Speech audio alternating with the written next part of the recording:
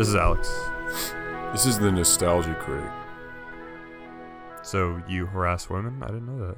He's such a fucking weirdo. Okay, where's this coming from? I didn't know. I was watching a video of like his review of the prequels, the Star Wars prequels. Oh my god, he's so weird. He's too His old. voice is so annoying.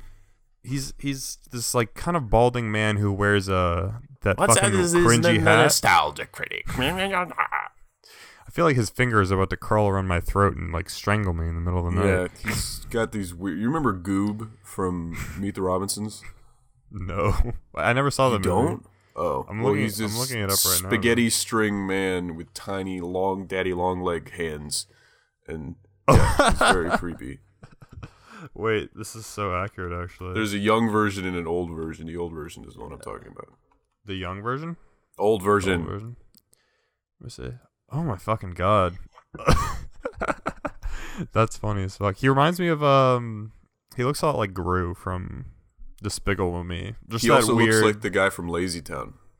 Yeah, he's got that weird thing going on where his legs are really long and skinny, but then his body just is like a big circle, and then he has no neck, but he's always hunched over. So he's kind of like the Hunchback of Notre Dame. He has very long appendages, which is what makes him unsettling. I don't fuck with that. But anyways, you were watching his review of the prequels. He loved so much of the garbage. He was so into the garbage of that movie. See, that's what people that unironically love all the garbage in the prequels and say George Lucas is secretly a genius and this is why all this shitty dialogue actually makes these characters incredibly deep. I'm like, no. It was like it was like a list video of the 12 things that he wanted to say that were good about the prequels. And one of them was Obi-Wan, so I'll give that a pass because he's the best. Agreed. He's the greatest part of the movies. But he liked the scene where Padme tells Anakin that she's pregnant, and he points out how this relationship is so flushed out and interesting. I've never I almost yelled at my computer. Like, this is so dumb. How is that even remotely true? These are the most two two androids that are falling asleep but also have to do a romantic scene together. You know what always bothered me that no one really talks about is the Jews. Okay, well, that too. They control the weather, which is why it's thundering outside my house right now. Storm is a Jew. Exactly. So what I'm confused about is no one ever talks about the age difference between Anakin and Padme and how kind of weird that is. Like, they kind of like... The beginnings of their relationship are when he is like less than 10? I don't know. And she's already an adult woman with a job, right? She's got a job. She's a queen. Yeah, she's the fucking queen, basically. And then, what is it, like 10 years later, he's like a teenager, young man, and she looks 20? Exactly the same for some reason. And she would be like 30. Yeah. She was like 15 when she met him, so she'd be like 25. That's not terrible. I'd have to look up the exact ages, but... She was about 15. Padme just stopped aging, and Anakin just like... switched bodies. If we're going by like the age of the actors, the kid was definitely like 10, and the girl playing the girl was like 22 or something, I think. 22. I'd have to look this up. It depends on what you care about. You care about the character's what do you think age or what? Well, let's go with the character's age since we're operating in universe here. What do you think is like an appropriate age difference in that scenario, I guess? In that scenario? Yeah. I think they should be around the same age. Or at the most 10 years apart. 10 at most. 10 I definitely years thought apart. Anakin should be older. Absolutely, yeah. I feel like he should have like already in his been 30s. I think he should have been at the least a teenager already. And also British. Why British? Because his voice in the original movies is so different than Hayden Christensen's whiny American accent. I guess you can see that. Because he goes like, "You are part of the Rebel Alliance and a traitor." It's like, that's not an American.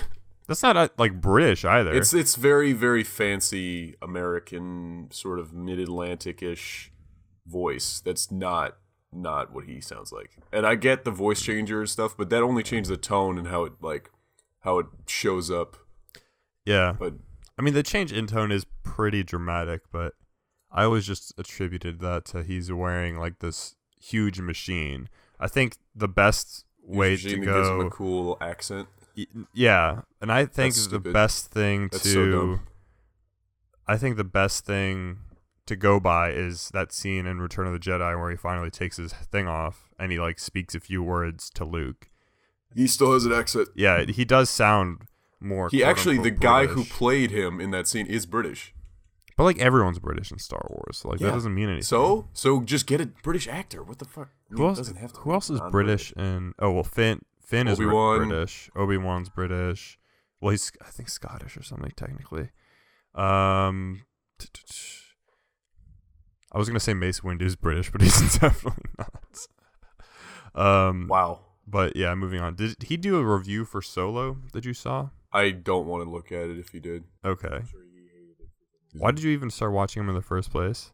I just I know some people who make fun of him a lot, and I wanted to know why he was so terrible, and I found him. But and I understand completely. that's fair. I mean, every time I watch him, there's always like these film reviewers with a shtick. He does these little skits too, and they're so cringy. Oh my god, they're so bad. And I know how much you hate sticks or skits. Sorry, you're right. I hate sticks as well. And skits. I hate it when the shtick is a skit. Exactly. Let's see. But speaking of Solo, this movie that no one wanted apparently, I loved it. Is actually pretty good. Pretty good. Shut your mouth. Yeah, it was pretty good. There were a couple things that bothered me. Spoilers for Solo. No one's going to see it, so it doesn't matter. Spoiler for Solo. Also, for anyone wondering, because we keep forgetting to bring this up, Yama's not here because of scheduling issues. He'll be back next week. Hopefully, Probably. when we fucking figure it out. Finally, maybe. But scheduling I'm gonna issues. guess. It makes it sound so fucking fancy. He just doesn't have a place to record that works like. Well, he's also at work all the time. He's at work all the time, and also it's easier if he has a place to record that isn't like my basement. That's true. But it's gonna be hard for me to remember like all of the things that bothered me because afterwards it's sort of like trying to keep it in your brain. But I didn't like how often Woody Harrelson spun his guns. It just didn't make any sense to me why he was doing that so much. Oh, like I feel like he only did that at the beginning of the scene. Nope. Did it every single time he had his guns out. Every single time. Maybe that's wrong. I was gonna guess that. And they did a noise. They were like. I guess I was gonna guess the thing you didn't like, and the thing that I thought was kind of eye-rolly, was the way Han Solo got his name. Oh, I didn't mind that as much as I thought I would. Like, it is a little ham-fisted, but I'm gonna explain why. I would have liked it kind of worked. Him to just sort of like you don't know that he doesn't have a full name until he comes up to the little recruitment thing, and then you're like, "What's your name?" And you go like Han Solo, and then that's it. Like he has a bit of hesitation. He's coming up with a name, so I would prefer that to the guy's like, "I'll give you the name, you important character in 6 other movies." Stupid. It's just like the reason I kind of liked it was that he said that I don't have any people. I don't have any people, and I'm like, oh, That's okay, stupid. that's cool. Like that's something I hadn't really. It was like derived in it from the new Star Trek movies, the first one that came out. There's the scene where Jim is sitting next to Bones for the first time, and they're getting on the ship, and then Bones is like, "Yeah, I just got out of a divorce with my wife. She took everything. All I got left is my bones." And I'm just like, "Shut the fuck up. This is stupid." I guess I'll call you Bones then. It's like, that's not what? But was he called Bones in the original Star Trek stuff? Yep. Okay. They gave an explanation for that was beyond something stupid, but Okay. But I anyways, didn't watch that show. back to Solo. I thought story was good, barring some things that I didn't think needed explaining, like his name. A few small cringy things. Yeah. I think that was the big one. That was his a name. big one. A lot of people didn't like the worm at the beginning, Proxima I liked Midnight. That's I thought Star it was Wars, cool. man. Yeah, I liked it. I don't Star Wars get, is a bunch of weird shit. Yeah, I don't understand why people get up in arms about weird aliens and shit fucking it That's up. Star Wars. As long as it doesn't fuck up the story, it's fine. Kind of like the weird Borg gullet in Rogue One. Do you remember that? Borg The gullet? like memory mind probing octopus thing. No, Rogue One sucked. Don't bring up a shitty movie. I know a lot of people. The mind wiping octopus thing that they brought up and then never talked about ever again. Exactly. Shut up. But that one didn't work for me. But I liked Proxima Midnight in this one. It's not Proxima Midnight. It's just Miss Proxima. No, the full name is Proxima Midnight. No, it's not. I told you that name because it's the name of the female Everstone looker person from Infinity War. Proxima Midnight is a character from Marvel. Oh, you're actually... yep, you're right. Stupid. I got my fucking streams crossed. Proxima. It's like Countess Proxima in this movie or whatever. Yeah, Caterpillar lady. I liked her. The effects on her were really cool. Mm-hmm. And what sold me... So unique. Just a bunch of little jewelry around her and everything. Yeah, what sold me on Alden Ehrenreich as Han Solo was fucking great. Yeah, like he nailed the mannerisms. It was so the speech good. patterns. I was so surprised.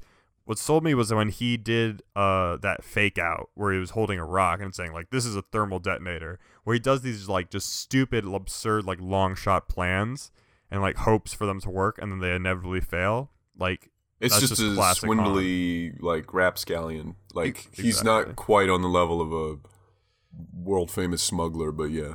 Okay. Yeah, so that's like exactly what I liked. He's even later when he was more established, basically, like he was this cool smuggler guy who could handle himself.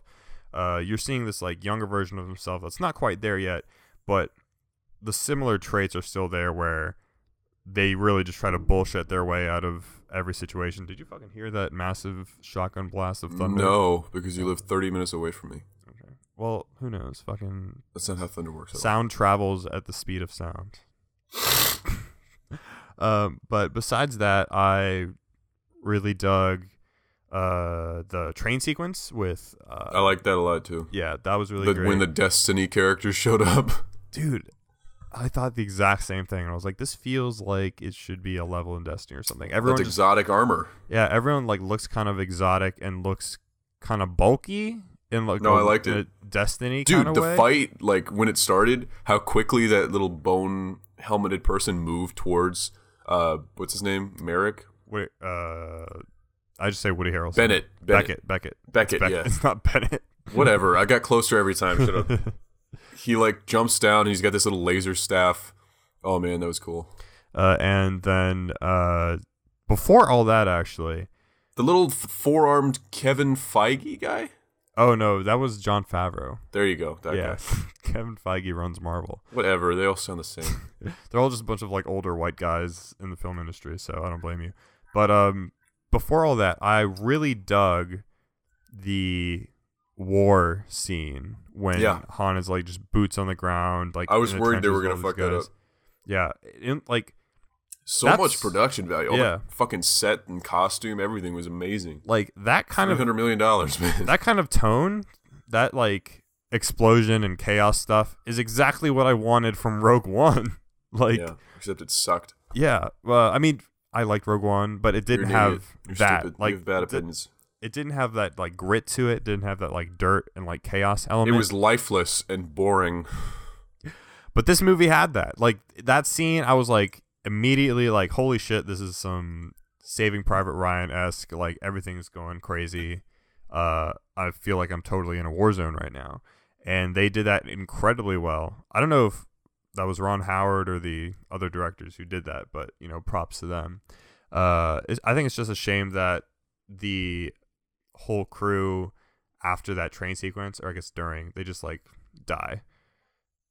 Like I love those characters, and I would have loved to see them throughout the whole movie. You know, it feels like kind of a waste. Like Beckett's wife, Jon Favreau, the four-armed monkey man.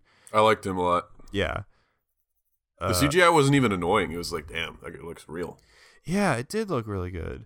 There was no CGI in this movie that like really offended me, as opposed to some certain CGI things like in Rogue One.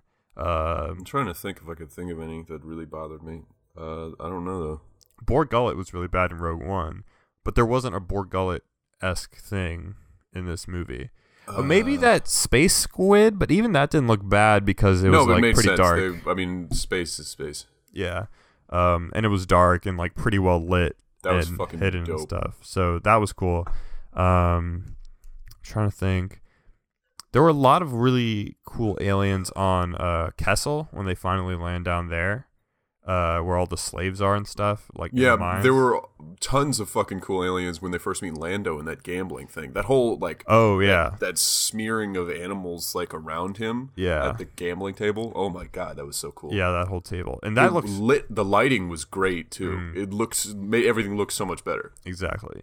Like, and you could tell those are all real costumes that had like a lot of like love and care put into them. And I was just like immediately like, this is Star Wars. This is like great. This looks amazing right now. Like this is like a real thing. I feel like I could sit at this table and, you know, play Sabacc or whatever the fuck. It's that kind of like world building and depth that makes Star Wars fun. Like just seeing how, let's take a look in this direction, and already you've got like 67 different interesting things that are going on. Yeah. Whereas like, I don't know, like Game of Thrones, you might be lost in the woods somewhere. But with Star Wars, it seems like anywhere you'd land on any planet in any part of it, you'd find some way to get into trouble. Or like, I'm thinking about this from a perspective of a video game, and if it was truly done the way it should be, you'd be able to find something fun and interesting to do on every little location that you drop on, and that made it seem. It seemed that way in this. Like, there's a mining planet that was on Kessel. There's gambling going on over here. There's a, drug lord. There's a mafioso over here. Everything's fun and swashbuckly. Exactly. Like, every world in this movie, I just wanted to, like, stand around in and kind of, like, explore. Yeah, they mentioned Kashyyyk, and I was like, please go to Kashyyyk. Dude, they haven't been back to Kashyyyk since episode 3. But no, I love that like bar cantina they first go to with like the droid fighting ring and stuff when they first. I love the Lando. droid. I know people fucking hated her because she was like, "Oh, this is SJW droid." It's like, shut up. I know. That was her character. You're right. You nailed it. You're fucking super perceptive. She's really annoying. You got it. Yeah, I thought she was great. And anyone complaining about social commentary in their Star Wars really didn't get the first couple of Star Wars movies. Also, that was a mix of practical and CGI, because they had a person in a green suit inside of those little arms, and it looked so good. Yeah, like there are other versions of like robot men in movies that are completely CGI, and they look worse than this. Yeah, and this, I mean, it's incredible. It really was. Like I was watching it, like them moving around, and I was like, that looks like a robot. That looks like a real robot. And oh my god, everything about this movie just makes me like so happy because it's a return to fun, and it's so like interesting. That's what it was, and like it feels like kind of redundant because every time someone says, "Oh, the movie was fun, it was a good time," you're immediately like, "Oh, you're just trying to say like nicely that it was like actually kind of shitty." And no, that's like the same thing that people say about like, oh, a certain music person. Oh, they're just having fun. That's not what I mean. This is like a mix between the Goonies and Indiana Jones, like those levels of tones. Like just like an adventure, but also, hey, let's crack some jokes. I got a lot of Indiana Jones vibes. Very Indiana Jones, yeah. Yeah, exactly. But that's just sort of the Harrison Ford like mantra. Is just like to be sort of scrappy and, get out of strange situations. Yeah. Now if they ever made a young Indiana Jones movie, which I don't really want them to still. I'd love that, as long as it's done well like this. Wasn't there was already a TV show called like The Young Indiana Jones Chronicles, wasn't there? You're talking about the clip that played before... No, not before The Last Crusade. I promise you there was the River Phoenix thing? I promise you there was like a DVD or a TV show that lasted for like... Maybe. 10 episodes. Was it terrible? Apparently. That's why it didn't last very long.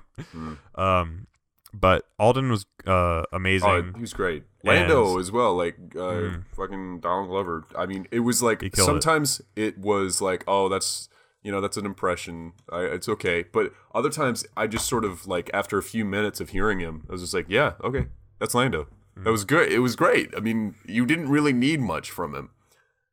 Yeah. So I was worried about the impression versus the acting thing coming into this. I was too.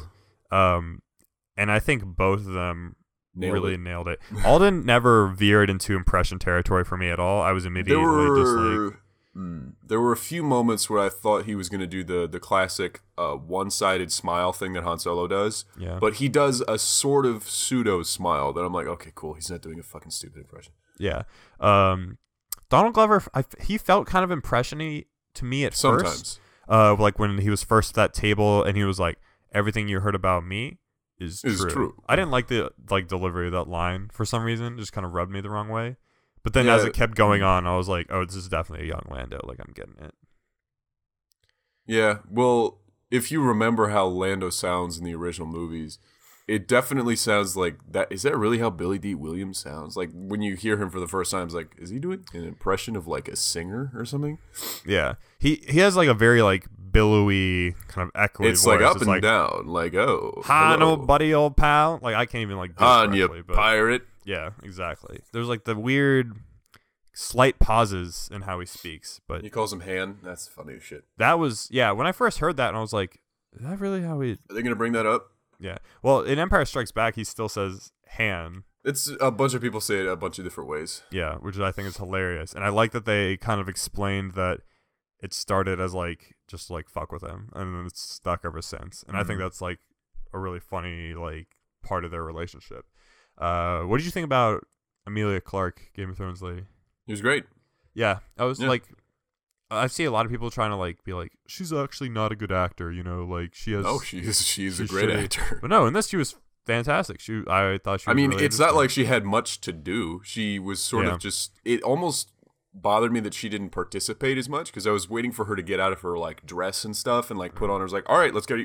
Like walk out of a closet and have like her adventuring gear on with guns and shit. But no, she just sort of wore a fur coat. Yeah, and she was never given like much to a do. good monologue or any sort of big dramatic moment, really. Outside there was, but it was predicated on her and her love interest, so it was sort of kind of stupid. But she said like, Han, you're not the good guy, or no, you are the good guy, and then Han was like, no, I'm not the good guy, I'm like a really bad guy, and she was just like, no, but I know you, and it's just like, okay. But Emilia Clarke is a character, right?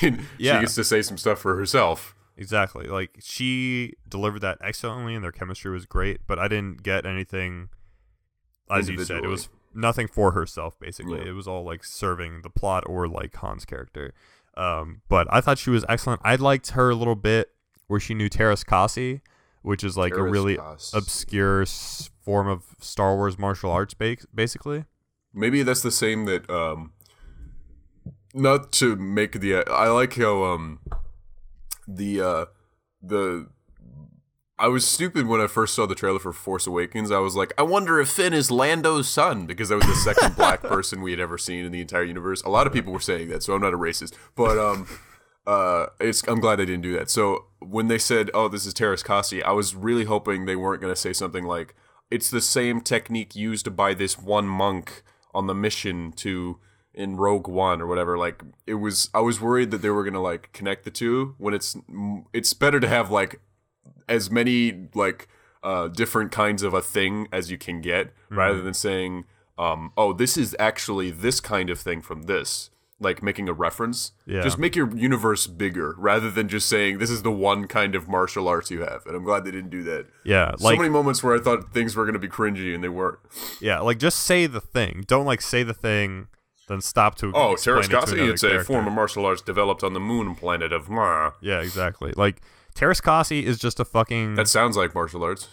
It's a fucking PlayStation 1 Star Wars fighting game. Like, I'm not even shitting with you. Yeah, it's called Masters of Terras Kasi. That's dope. And it's actually, I think, one of the worst Star Wars games ever made, apparently. Well, they got themselves in there. But there's a bunch of, like, cool lore around it from, like, the comics and books and shit, so... When Han shot Beckett, I was really worried when he came over and held him that Beckett was going to be like, nice going, kid. You shot first and then die. And I was really worried about that. I was like, I was on the edge of my seat. Please don't. I know. I was like, that whole scene, I was just like, I know this is how it's going to go. He's going to shoot first, and then someone's going to make a fucking comment about shooting first. But no, he just shot him. No one said anything. It was good. There was this guy, I don't like to say this, but he was pretty much mansplaining to his girlfriend, and I could hear in the background when I was in the theater, he was sort of saying, it was like, that's Han Solo. And the girl, every single time that he said something, he's just like, I've seen these movies. It's like, shut up.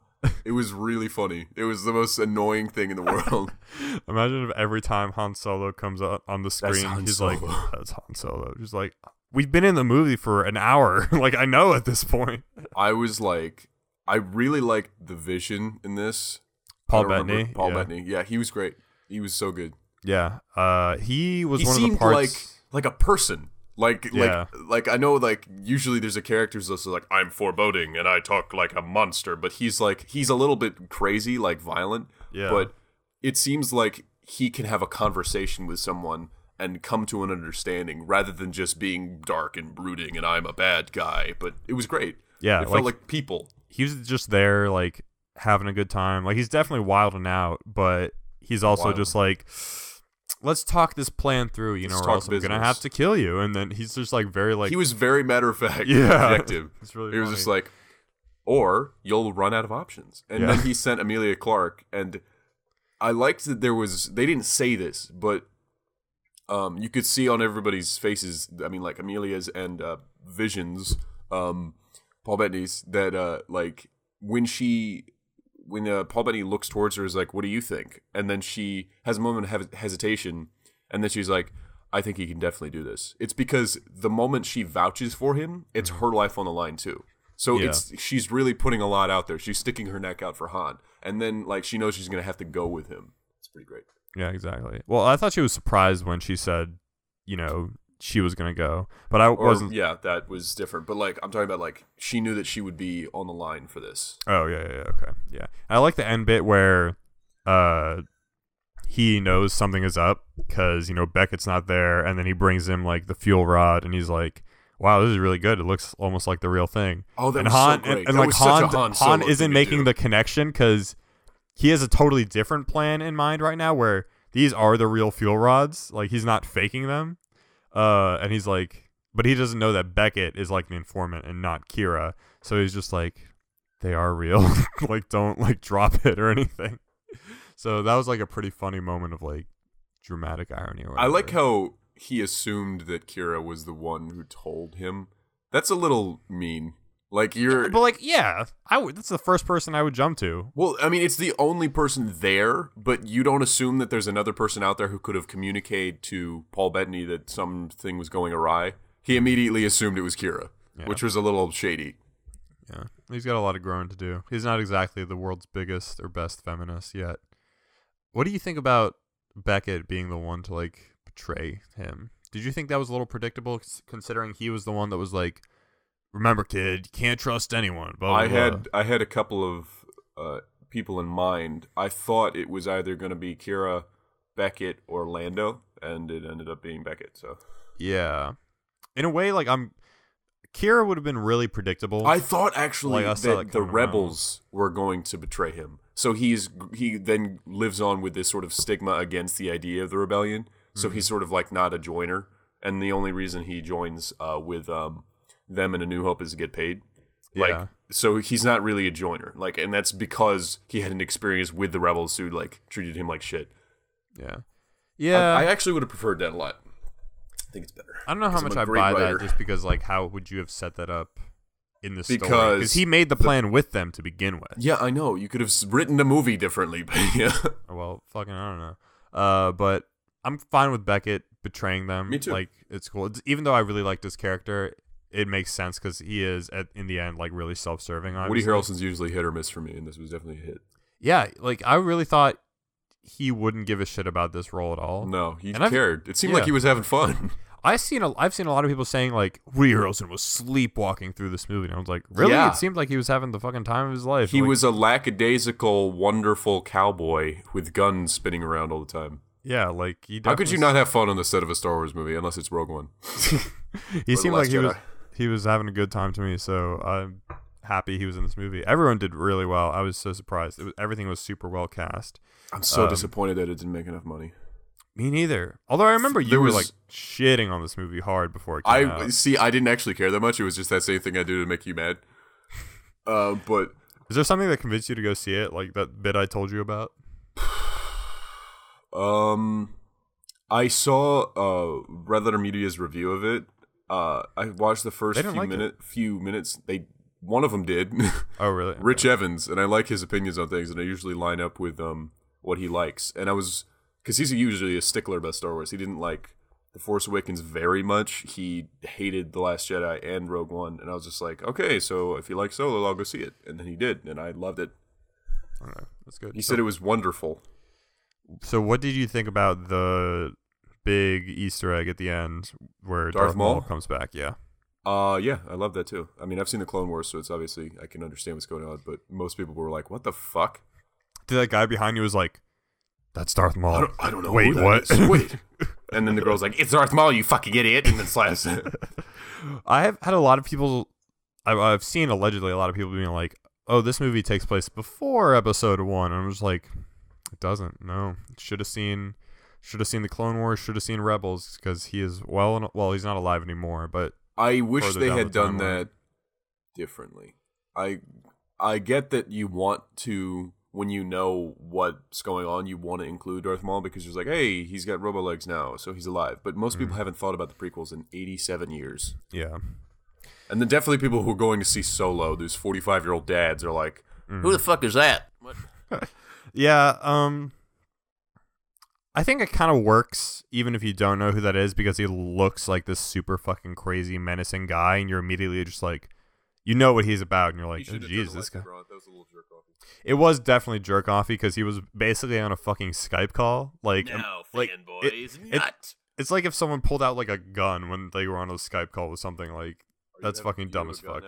I have a gun out, but my camera's not on, so you can't see it. I'm glad Sam Witwer was finally in a Star Wars movie proper. Yeah, well, it's interesting because they did the body, the actual actor. It was weird. Was Ray Park? Well, I mean, you need a specific face for Darth Maul. He's got this very thin, small frame. And yeah, I don't think he's got to have those horns. And Sam Witwer's this very built dude, so it wouldn't have made a lot of sense. He could maybe play Savage. That would be cool, but he's dead. So, but Ray Park was the original guy who played him in Phantom Menace. They brought him back for this, but dubbed him over with Sam Witwer's voice, which was smart because you get the best of both worlds. His voice came over like the hologram, but it sounded like he was in the room. And I wish they had done like the distortion that it's on every hologram. Like, I don't know how to describe it. You've heard a hologram talk in Star Wars. I know what you mean. I would have preferred that. Otherwise, it sounds like a surround sound system, like in that fucking room. Maybe there was this hyper great sound system installed in that office, but yeah, maybe they had Fios. But I figure the crackling just comes from the fact that they're translocating information through space and across many worlds. Like, and he said Dathomir. I was like, yeah. Dude, that whole moment was just like nut after nut. Like, it was so. I was told Sam Witwer was in this, and I was like, I remember when I told you were like, Starkiller is not in Solo, and I was like, no, the other one, the other Star Wars character. There are three characters that he plays. He plays the Emperor, he plays Darth Maul, and he plays Starkiller. It'd be fucking weird if the Emperor was in this. Actually, no, that would make sense. He's alive technically, but he wouldn't have any reason to be in this movie. But yeah, Darth Maul was great, and I'm sorry that people are confused by it. I'm actually not sorry at all, but I think it's really cool. It's kind of a risky move, considering how many people kind of won't get that he's alive and why he's alive. Did you see the Mandalorian armor in Paul Bettany's office? I did. There were a lot of Easter eggs in there. You remember the Crimson Dawn from the Mandalorian arc in Star Wars? In Clone Wars? Yep. Yeah. Mm-hmm. I'm so glad. Like, this is stuff that's great, and they included it. I know. Like, it's funny because all the fucking quote-unquote Star Wars fans are like, they don't listen to the fans anymore. These movies fucking suck. This is a movie made for people who like Star Wars. Yeah, like this is a movie made for the fans. There's so much like fan shit in here. Like the inclusion of Darth Maul is like basically purely a fan move. But it's not all fan service, which is Rogue One. Rogue One is entirely fan service and is annoying and masturbatory. And I say that a lot, but it also applies. But like there were a few pieces in there. Like, the lucky dice was necessary. I was worried that it was going to be kind of fan service. He was like, remember these? But no, it wasn't. And they didn't have, like, R2-D2 and C-3PO wandering around. Or this is the first movie where they're not in... I'm so fucking glad. I hope those two robots get destroyed in 1 million pieces. But it's about time. They don't have the you'll be dead guy running around. They don't have, like, They didn't bring attention to it though. I liked it. They had the armor that Lando uses to free the guys in Return of the Jedi on Tatooine, where he's got the little tooth mask thing. Yeah. But it was worn by Beckett, and it's just a costume that Lando owns. Like he didn't he didn't say like, "Man, I'm glad I get to wear this again." He didn't say that. He just said, "All right, we'll suit up," and then he puts that on. It doesn't have anything to do with it. I'm pretty sure they don't even say anything about it. It's like that's how you do that. That's how you do that. You don't say, "Everybody look at C-3PO." That's stupid. Yeah. Everything was really handled well. As I said before, it was all just matter of fact, like Terrace Kasi, the outfit, Darth Maul, it all just existed within the world, and you just observe it. No one's explaining it to you. You're just like, here's this thing that exists in the world. Deal with it. Like, take it for what you will. So I'm just so glad in so many ways that they handled that so well. I'm glad they didn't make him like the best pilot in the world right off the bat. Like he makes mistakes. Like yeah, he fucking trashed the shit. Yeah, he did trash the shit, but that was like, what are you gonna do? He did everything he could in that situation. But like, I'm talking about like when he's got the little race car on his planet, and he's like, he has that moment where it's like basically Han Solo's gonna say, I know a few maneuvers, except in this case he fucks it up and he stops almost like where he would have like gotten it, and then it drops, and then they have to get out. It's just like, that's great. Yeah, he's not the greatest pilot in the world yet. Yeah, I didn't like how he would say that to people though. I didn't want him to say, like, I want to be the next Hokage. It's so annoying.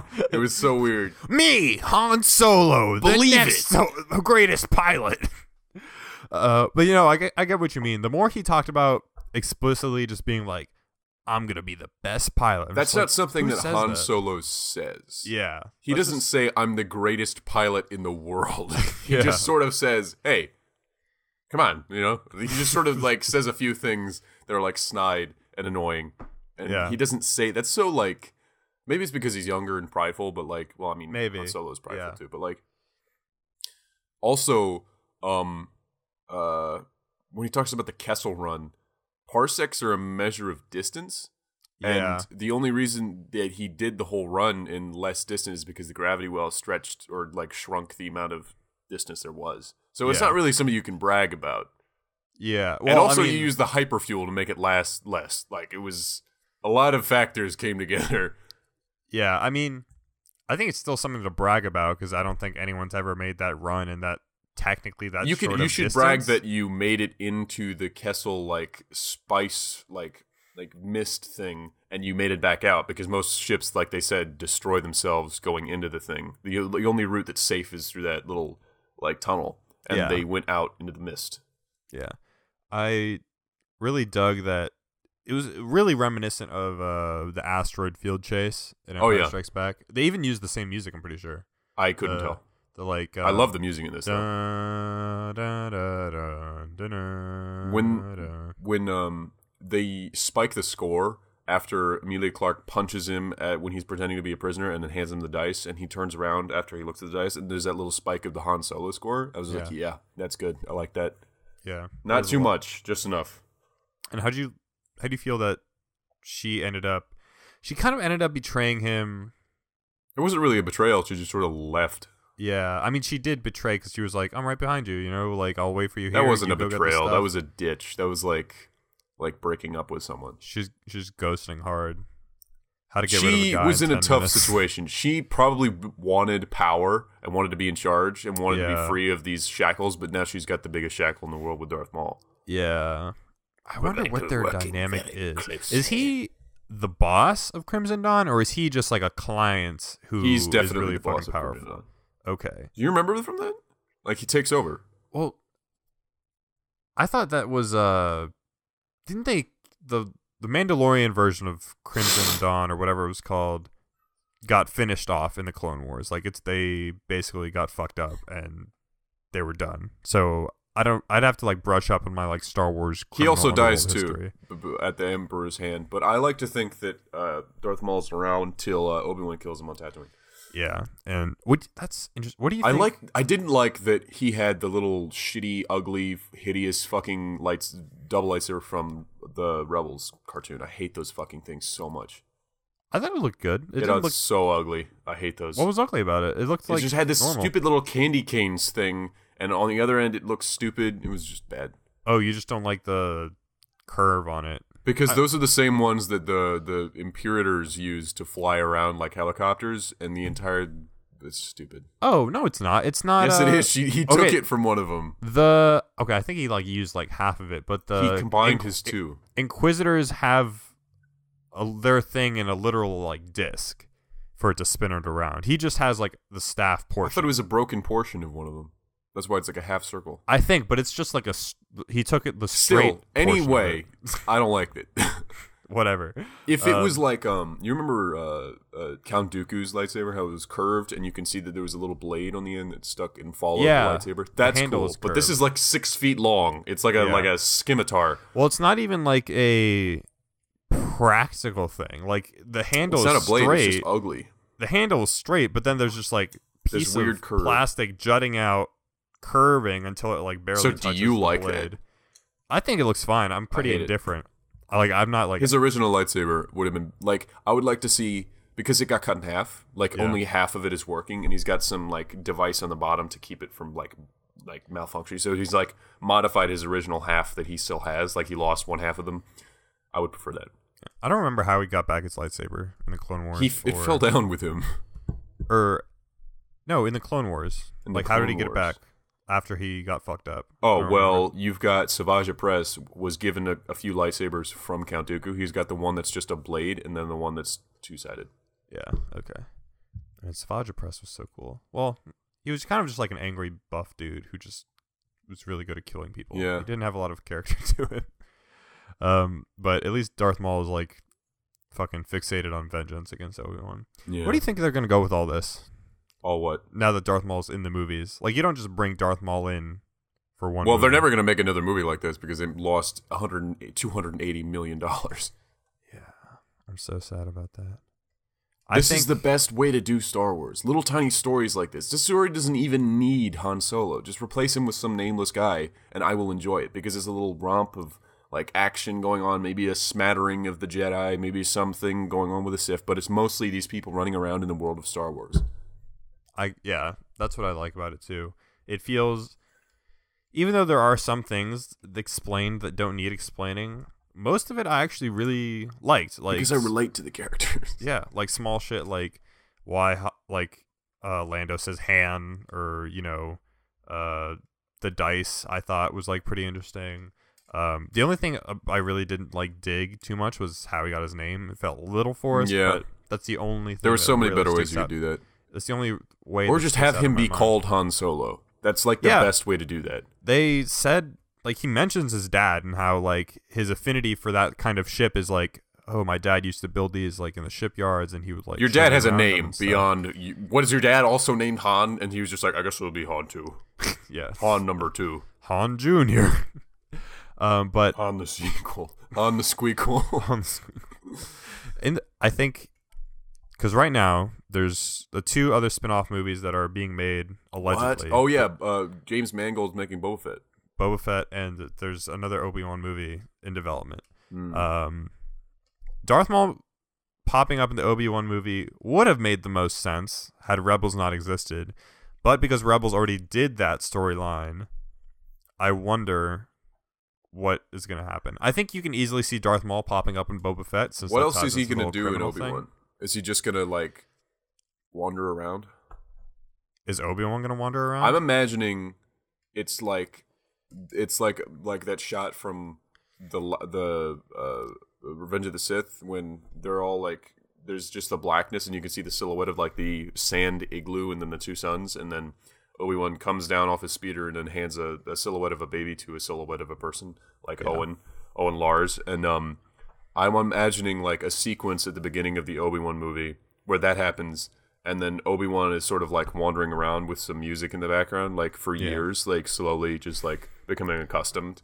And I don't know what else he's going to do. Like, what else is there to do besides kill Darth Maul on the planet of Tatooine? No, there's a like leaked summary out there of the movie. And well, there's already a book about this time period that isn't canon anymore, but I think they're basically going off of it. It's called Where Kenobi. He's just going to be warding off gangsters and stuff from Luke's home.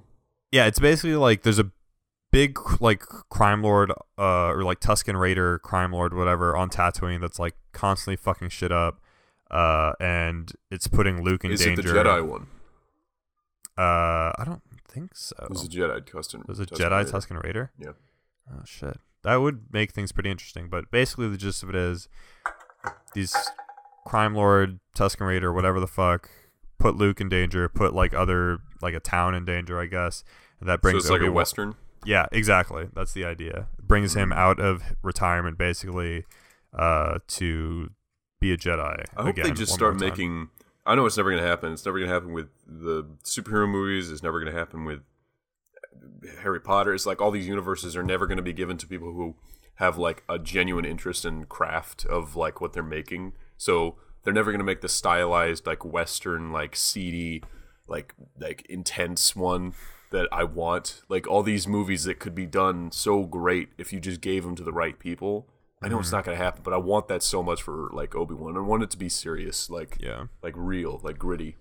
Yeah, I mean they keep saying like, oh, Rogue One's gonna be like a war movie, Solo's is gonna be like a heist movie, and like, while that's like kind of technically true, they still all kind of feel samey, right? They just feel like a Star Wars movie above all. No, I didn't feel like Star Wars at all for Rogue One. Okay, well, that's just because you hate Rogue One. No, it's not just because I hate Rogue One. I do dislike that movie very much. It's just sad and pathetic and lifeless, and there's no joy or... I know that's like, it's supposed to be war movies. Like, I should be able to care about the characters that aren't made of wood and, like, sad and androids. Yeah, but... Okay, so let's talk Solo then. Do you feel like Solo is, like, a Western-ish heist movie? Like, do you get those vibes? Solo is this... like romp of mix of West. Oh, I love the sand dune scenes where they're all standing legs apart with the guns. Oh my god! Yeah. Every single time one of those shots showed up, I was like, yeah. That from that I did get Western vibes. Like when immediately, like him unholstering his gun. When he's just like, "There's 30 fucking armed guards in there, and I just have to snap my fingers and they'll show up." And then fucking Lando takes off, and he's like, "All right," and then he backs up to the line. I thought the girl taking off her helmet was going to be Beckett's daughter. That is what I think Mr. Sunday Movies mentioned this, or some other YouTuber mentioned this, that in a previous version, or he thinks, like, there's no evidence to support this. They think in the previous version of the movie, before they reshot all of it, that reveal was supposed to be more important, that it would be Beckett's daughter or something. Because she looks like a perfect mix of the two characters. Like, yeah. She just looks like the daughter of Beckett and that woman who died. Exactly. But no, it ends up wouldn't make a lot of sense. I'm glad they didn't do that. Yeah, I mean, the way they treated it, it felt like it was supposed to be a big reveal, but she's nobody. Like, she's not a character we've ever met before. It was sort of strange. I was waiting for the reaction, like Beckett to be like, I think the surprise was supposed to be that she's just this young girl and isn't like this big bulk. I love the way people do that. Like, when you have a character that you automatically attribute them as male because they have a like figure that you think is like what they are, and then just the reveal is like they're something other than male, and you're just like, oh, I guess anybody could be a badass. There you go. That's it. They didn't do some weird soapboxy thing. They just like, this person's a female. Han Solo turns to the camera. What? You're a girl? You're a girl. Not so fast. And then he shoots her. No women on my planet. It's like the Samus effect. Like, when the first Metroid game came out, no one knew that the person in the little suit you're playing was a girl. Everyone just assumed it was a guy. Because it doesn't matter. That's it. It doesn't matter. Exactly. This girl's fighting because she has to be fighting. Yeah. I really hope we see more of her. I thought her and her little gang was pretty interesting. I would love to know, like, what that helmet is even from. Like, is that from an alien, like, species or, like, a... I don't know. I love the design, though. It's, like, bone and metal. It is, like...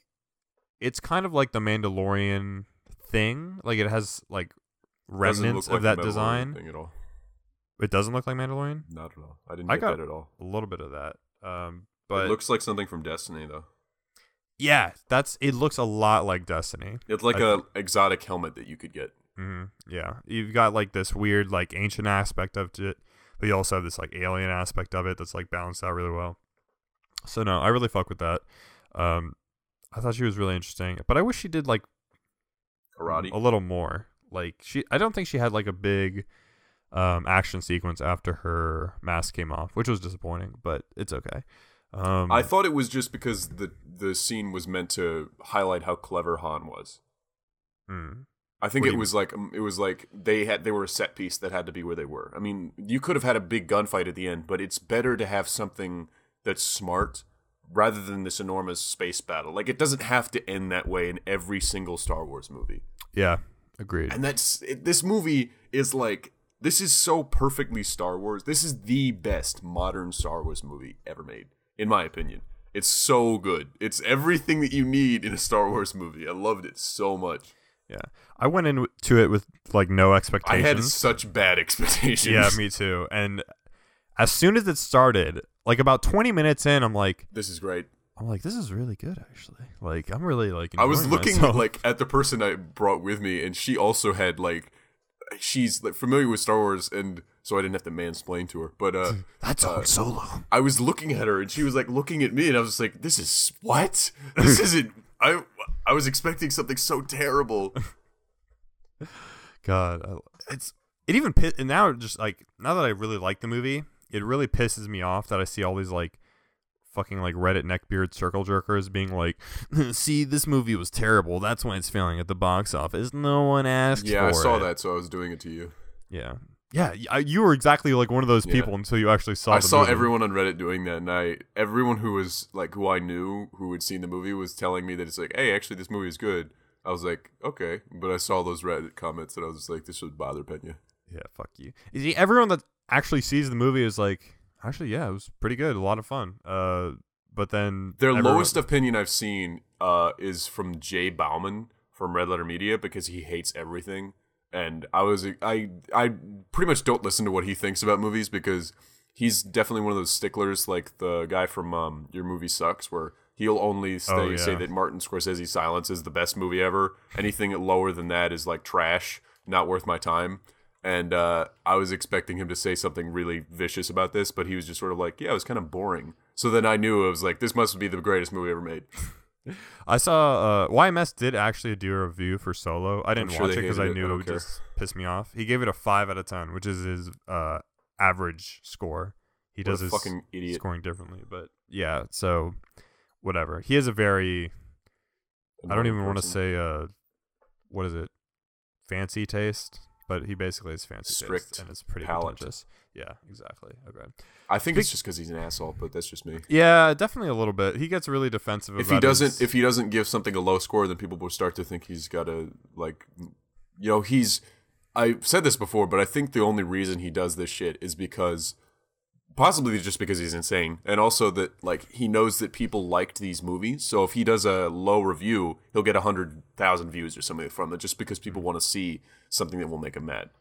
Yeah, and then he does that thing where anytime you like disagree with someone and call them out on like why some of their like criticisms are unfounded, he's just like, everyone's allowed to have an opinion, right? Why is everyone getting so mad?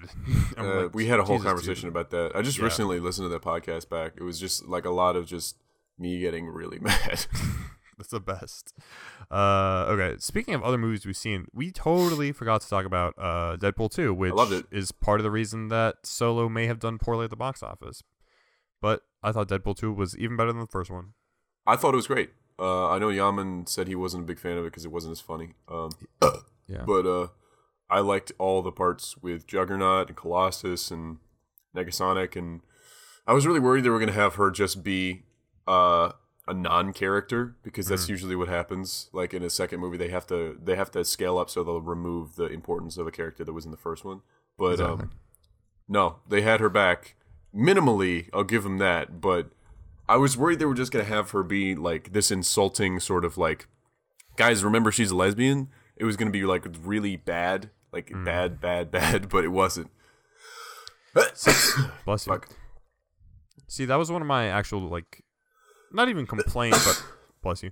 What I would have liked to see more from the movie is actually Negasonic and Kimiko. Actually, I don't know what her powers were. I'd never seen her in comics. Is she another just non-character from the comics that they just pulled? I think so. She may have barely existed, or she might be an original creation of the movies. I actually don't know. I should probably look that up. But I would have liked. Bless you. That's going to happen about 8 more times. So. Get those allergies checked. But I wish we would have seen more of them, because when they were in the movie, like interacting with Wade and like everyone else, it was like hilarious. Like, Bye, Wade. Like Colossus is like the straight man. Deadpool is obviously like your wacky zany guy. Negasonic is like the I'm not gonna take any of your bullshit. Brought and up, Kimiko's like, oh, I kind of like Wade because like he's crazy and stuff. So it was like a crazy dynamic. People brought up how I haven't noticed this because I'm stupid, but how you can only accept a female Asian character if they have a like highlight in their hair or if they have some coloring. I never noticed that, but that's in fucking every movie. Like back till Titan AE. Like it's just like I don't know how this happened. Like there's like no characters that are like a main protagonist character. She's not a protagonist, but she's like on the team. It's odd. Like I never noticed that. I don't know why that's necessary to have a like oh, this shows that they're a rebel. It's like you could just do anything else and have them show that they're a rebel. Yeah, exactly. Like fucking. She has a chain with lightning on it. I get that she's a rebel. Yeah, it is a really weird trend that I noticed once I saw like this Twitter graph of like a bunch of like different pictures and shit. Although like one of them I would argue is from Star Wars Rebels. Sabine, who her whole thing is paint. Yeah, she's an artist. That makes sense. Like she isn't. Her whole character's thing is like being an artist and like painting shit all the time, graffiti and stuff. So like that makes sense. And like her hair changes dramatically over the course of the series, anyways. If you make it that character's preference and you explain why they might do that, like with visual cues and stuff, then it's fine. But if you just have this thing because you know that apparently for some reason audience won't accept an Asian character without having highlights. That's so dumb. I don't understand why that happened. It's amazing that I haven't noticed this because I've seen literally all the movies that were on that list. It's like weird because Big Hero 6. Yeah, it is like this weird like Asian rebel girl stereotype almost that it's become now. I wonder why they do that. Yeah, I don't get it either. Like where the hell does that even come from? Like it's in Scott Pilgrim, it's in 16. Usually with things like this, you're like, oh, that's because blank, but I have no idea. It's so weird. Exactly. Like I have no clue where that comes from. Like who sat down and they were like, where's her streak? We need to give her a streak. Yeah. Like why? There is no like that's not really a cultural thing. It's just Maybe like some idea we for some reason perpetuated through different movies and TV shows over the years, and now everyone's just doing it. It's fucking weird. It's kind of like a butterfly effect sort of thing. But more about Deadpool 2. I thought Domino was fucking great. I love Domino. I loved the way I loved Zazie Beetz as an actress. The whole X-Force scene was great. Like you were talking about. I was kind of glad that they didn't have like characters I cared about. Shatterstar's from I think the X-Force from Canada, and isn't he supposed to be like a really good character, like powerful? No, he just has the same powers as Deadpool, not healing, but he's got swords, and I think he's got an ability to make energy projectiles or something like that. Shatterstar is like a very 90s character. Same with Cable. And they just like fucking kill all of them immediately. Yeah. That whole thing was hilarious. And of course Domino survives because she's like lucky. Her power is so luck, it makes total sense. And I'm like, damn, they really thought all this through. But they did a great job of showing how that just works for her. It's kind of crazy. Like he mentioned something that was actually mentioned when people found out that Domino was in the movie. How her luck power isn't very cinematic. And then it became very cinematic very quickly. Yeah. So that was awesome. I really liked... I saw a lot of people complaining about the kid in the movie. I liked him a lot. I liked him too. He's from Hunt for the Wilder People, which is it's a Taika Waititi movie. So he comes from the vein of like that Thor Ragnarok. Taika Waititi. Yeah, like funny New Zealand kind of humor. And I thought the kid was like really funny. His powers were so fucking cool. Yeah, I mean, he's just basically like burned the whole world to the fucking ground. He's almost like Sunspot, except for some reason it seems like he like combusts like the oxygen. It's just this weird explosion that he has. He's like Kachan from Big Hero, My Hero Academia. Big Hero Academia. Big Hero Academia 6. Yeah, I thought the kid was great. I thought it was really funny and like also kind of cute that he wanted to be like prison buddies with Deadpool. But Deadpool just like was dying of cancer the whole time. Deadpool brought up like the reason why he might be doing it is like he said like are you my mommy complex? Like he's got no parents, so he's like searching for support and supervision, and he searches for it in Deadpool, and Deadpool's in a bad mood, so he doesn't give it to him. Yeah, and then of course Deadpool says something, sets the kid off to go team up with the Juggernaut. Juggernaut was so fucking good in this movie. Yeah, that was like a good surprise cameo. I wasn't expecting that at all. Neither was I. I was wondering who the monster was. I was just like, could it be Beast for some reason? Part of my mind went to Juggernaut because I'm just like, who could it be? But they treated it, the way they described it was like, oh, maybe it's like a literal monster of some kind. But like, I don't know of any actual kind of like mutant monsters other than Beast. From the trailers, I thought the kid was Kid Apocalypse. Like from that was like a big arc with like the X-Force. It was like there was a kid who apparently was destined to grow up to be Apocalypse, so it was a big toss of should we kill him, should we raise him? And then Wade, there's a panel where he was just like, finally I get to make this decision. He's got a gun aimed at his head, and then the next panel he's running away with the kid in his arms like he's protecting him, and it's this very sweet thing where he saves him and convinces people not to kill him, and at the end of the comic he goes into his room at the X Mansion. And he says, like, hey, kid, how you doing? And the kid's reading, like, Play-Doh or whatever. He's like, Wade, you're not supposed to be here. And he's like, yeah, I know, but I brought you a present. And he bought him a bunch of Playboy magazines. You said Play-Doh at first. I was Play-Doh like, he's reading yeah. Play-Doh. It's a great comic book. What did you... I fucking loved the... Because in the first movie, they were like, man, this fucking X Mansion sure is fucking empty. It looks like the studio couldn't, like, dish up to put any more people in here. And then they bring that up again, and then they, like, quick pan to, like, the actual like X-Men and stuff in the background, so and then Beast is like just closing the door real quick. That was hilarious. Although the timelines in the X-Men movies don't make any fucking sense. I think they're just sort of saying like the old version is gone and this is the new version. Yeah, but that took place in like the 70s and the 80s, didn't it? I don't care. I don't none of give them a aged. shit. I'd rather have fun. The whole point of Deadpool is to not give a shit at all, so I'm totally cool with it. Like, it's not even about Deadpool, it's just like these are the better movies. I mean, Apocalypse sucked cock, but like Days of Future Past, First Class. Yeah, Days of Future Past had both old and new though. It was great. Yeah, I loved it. I was watching literally last night the extended cut, which had everything in it, and I'm so glad they cut down that movie. Holy fuck, there were a bunch of useless shit. Yeah, all the Rogue stuff they cut out. Rogue, oh my god. Yeah, it's called the She Rogue probably felt cut. bad about that. Yeah, I feel bad for that actress, but it is what it is. She ended up like not doing anything after X-Men, I think. So that sucks. There's great Pete Holmes skit where he talks about firing all the X-Men, and he goes to Rogue and he's like, you can't touch anyone. You can't touch people. We don't need a fucking energy vampires shambling around almost killing people because you couldn't resist a kiss. There's a character in Legion that has that same problem. Sid. I don't remember. But her powers are basically she can body swap if she touches you. So she body swaps with Legion? Yeah, all the time. What the fuck? Yeah, it's weird. And she gets all his powers. Not necessarily. The whole thing is really confusing because, to be honest, that show makes sense about 10% of the time. Oh yeah, I can hear it on your end. Yeah. It's gone for me now. But she has a similar thing where she can't like touch anyone or whatever.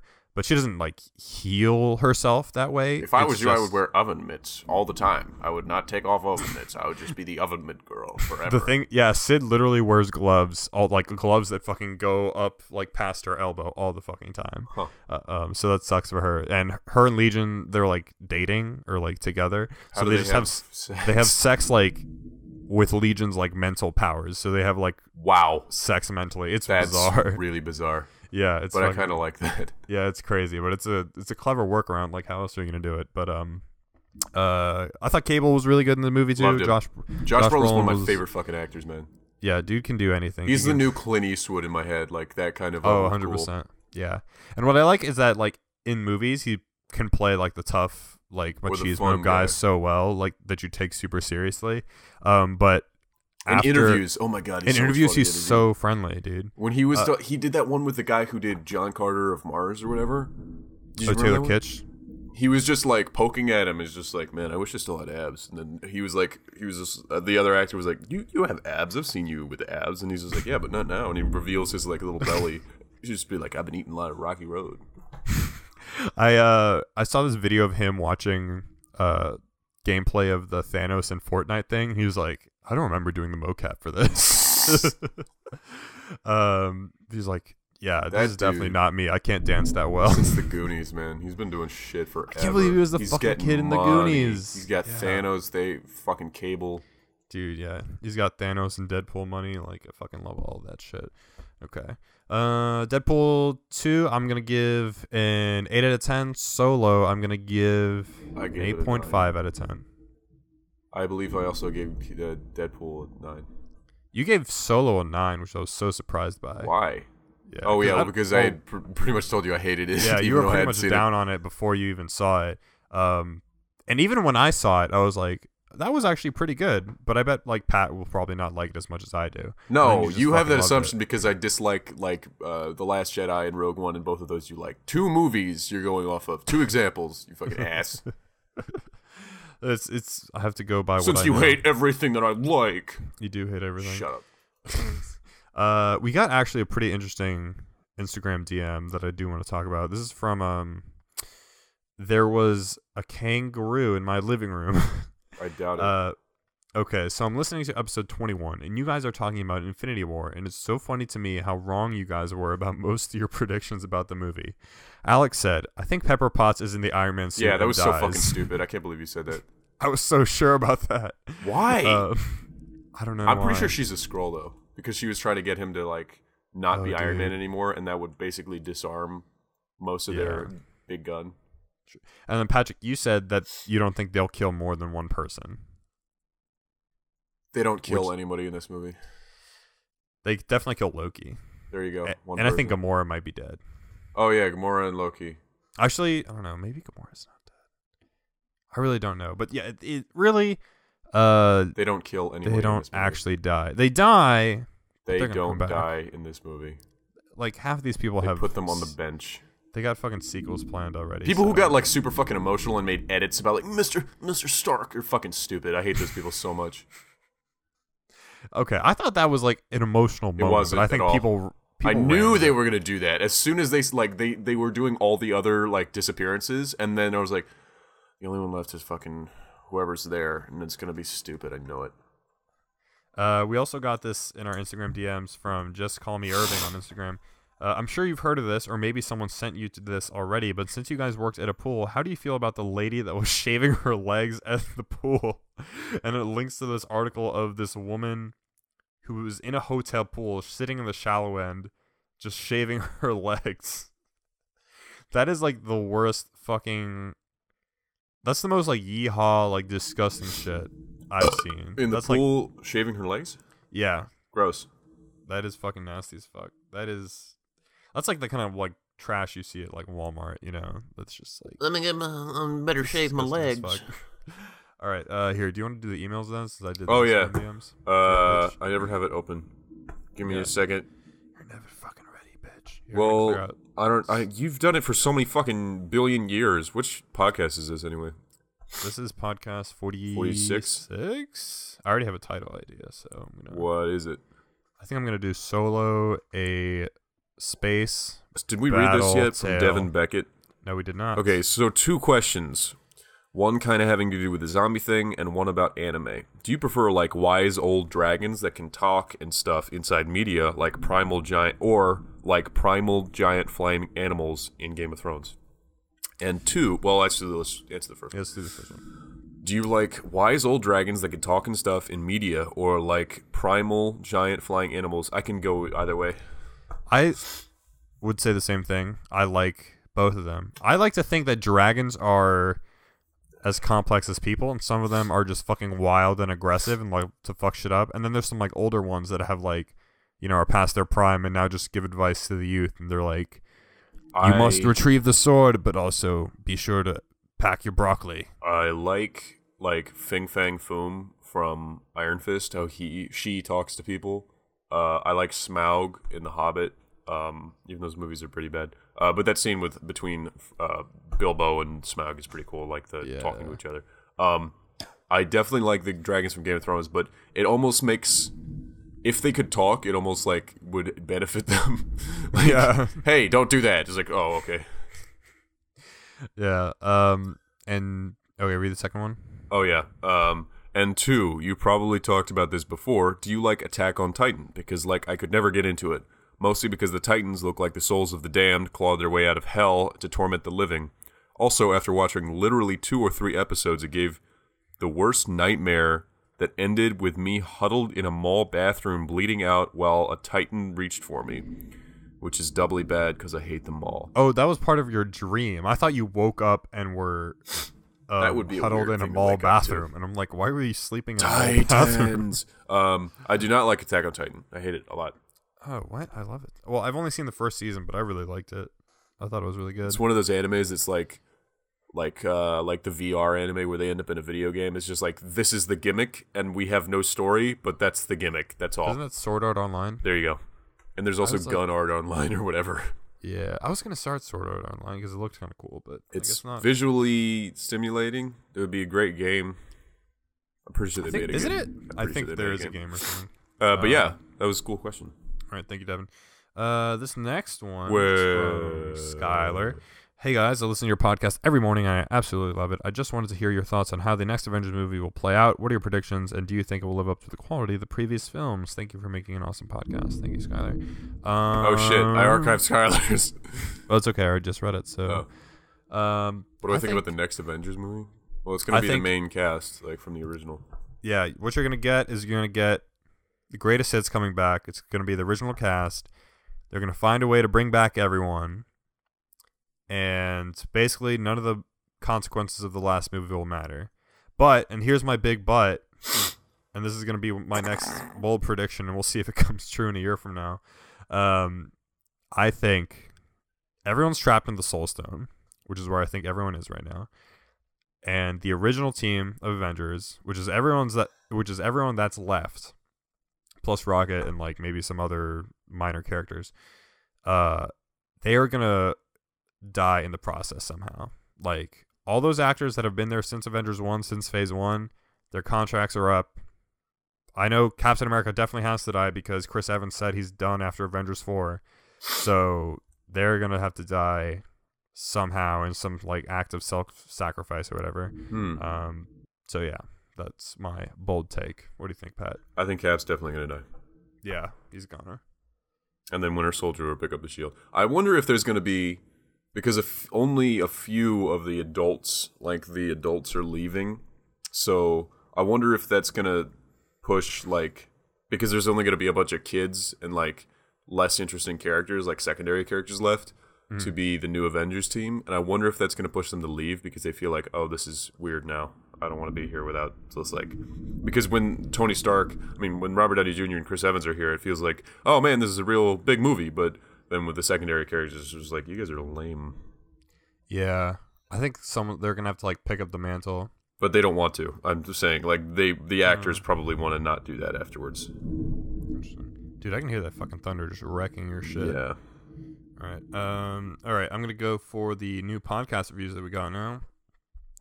This is from Invader Kelspoo. Fantastic. The perfect mix between a verbal cage fight and a verbal slap fight between 3 deep-voiced cats with hard opinions on comics and film. Have and will continue to recommend this endlessly to my friends. Well, thank you. And this is from Skylar. Use a Kleenex. I love the podcast and everything, but why does Patrick sniffle every episode? Because I have allergies. You literally just did. And this one is from Screams. It just says, heh, and it's an eye emoji, a tongue emoji with the wet thing, little droplets, and another eye emoji. The person just messaged me, and their name is Daytona. Like Pusha T album? That's an unfortunate name. It's a very yee fucking name. It's like being named NASCAR.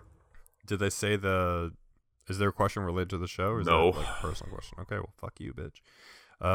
We are at 74 ratings on iTunes right now, which is dope. We keep fucking climbing and climbing. So, if you want to leave a iTunes rating or a little iTunes message for us, I have one more to read. Go for it, bitch. Generic says, just one question. How did you find out about Funhouse?